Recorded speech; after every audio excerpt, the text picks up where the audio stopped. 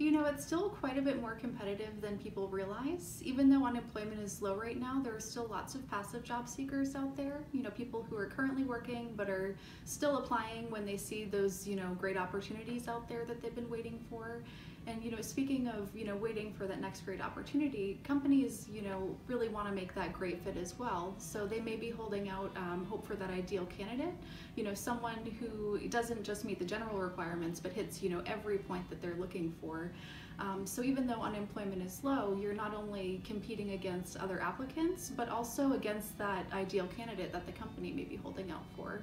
So regardless of the unemployment situation, it's really important to bring your best self to both your job search and your application.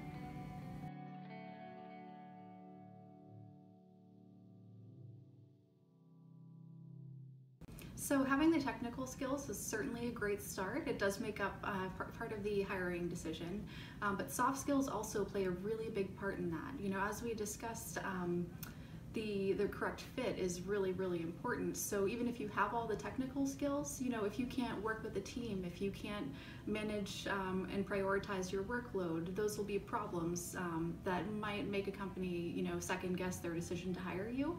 So you'll definitely want to make sure that in your resume and as well as in the interview, you're playing up all of the other things that you have to offer. Your communication skills, your ability to be organized in a fast-paced environment. Those are all things that are good selling points and things that you want to be highlighting when you're applying for jobs.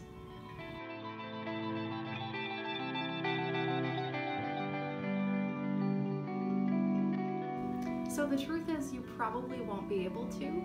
At most you want your resume to be 2 pages. So even if you have, a very long, rich work history, you're going to want to pare it down to highlight the things that are going to be the most relevant and intriguing to that employer.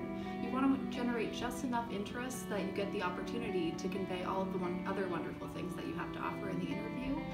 So again, really focus on the things that are most relevant to that job and that company, and hopefully you'll get that call.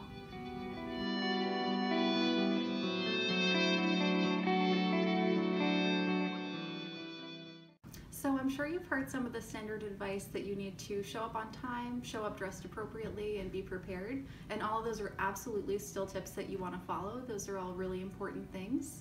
But one thing you may not be as conscious of is body language, and that's definitely something that's very important. You want to be mirroring the tone and energy that the employer is bringing to the table in the interview, but just enough so that it shows you're on the same page, not so much that it's uncomfortable. If it seems really obvious that you're copying them, that could just make for a really awkward situation that you don't want to be involved in. So just make sure it's natural and also ask good questions. Companies, just like other people, they like to talk about themselves. They want to show you all of the great things that they have to offer. So not only will asking good questions give them the opportunity to do just that, but it shows that you've done your homework and that you take the opportunity seriously. So do your research about the company to help kind of get some ideas of questions that you could ask, and you'll be off to a great start.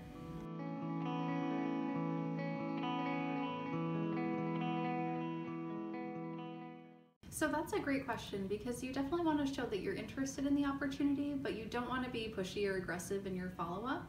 So a great way to find that balance is to, right at the end of the interview, ask what their timeline for the hiring process is and when it would be appropriate for you to follow up. And if they say 2 weeks, it's definitely okay within the first day or 2 of the interview to send a thank you note, just to let them know you appreciate the opportunity and kind of open up the door for them to communicate with you. But after you've done that, be sure to respect the timeline they've given you. Hiring processes can sometimes take even longer than even hiring managers anticipate, so it's important to be patient.